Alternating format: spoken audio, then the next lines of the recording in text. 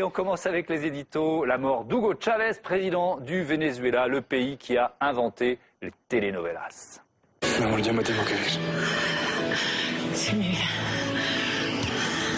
Por favor, cuídate mucho. ¿Sí? Cuida mucho a nuestro angelito.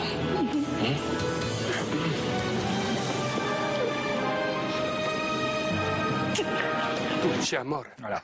Telenovelas, séries à l'eau de rose, où on pleure beaucoup. Vous allez nous expliquer qu'elles ont influencé Hugo Chávez? Oui, juste un petit détail. Vous savez, le personnage qu'on vient de voir, là, il part 2 jours à New York, hein, pas plus.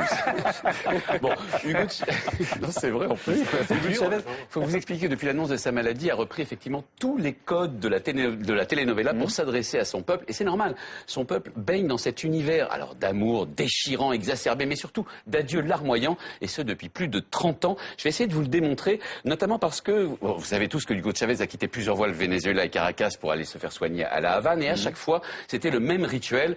L'adieu au peuple. On va voir cette fois, c'était en avril 2012, il quittait donc Caracas. Regardez bien. Con esa fe infinita me marcho.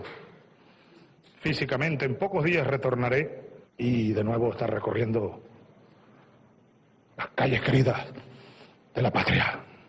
Les larmes de la patrie. Oui, mais c'est surtout, il pleure en public. Il a pleuré comme ça pendant toute la campagne électorale qu'il a fini par gagner. C'était en octobre 2012. Ça marche, message au candidat à la mairie de Paris. Voilà, alors je vous passe aussi les retrouvailles éplorées de retour de Cuba avec ses 2 filles. Mais si vous n'êtes pas encore tout à fait convaincu du côté, telenovelesque d'Hugo Chávez, je vais vous montrer un autre départ pour La Havane. C'était quelques mois plus tôt, en février 2012. C'était au pied de l'avion, regardez bien.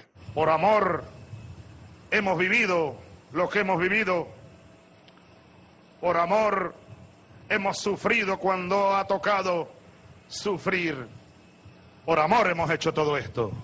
El amor, el amor, el amor. Vous avez bien entendu, c'est L'amour, incroyable. c'est beau. Mais oui, non, mais bien sûr, mais il ne parle pas des affaires de l'État, il ne parle pas du fait qu'il a un cancer, il parle bien d'amour, et c'est un hymne telenovelesque à l'amour, des codes qui ont été évidemment utilisés aussi pour sa mort, la mort évidemment qui est le dernier épisode de son feuilleton personnel. Alors la mort, en espagnol ça donne la muerte de nuestro comandante, Hugo Chávez Frías. Ay, qué dolor. Il a craqué. Ça y est, on a perdu Anthony Bélanger.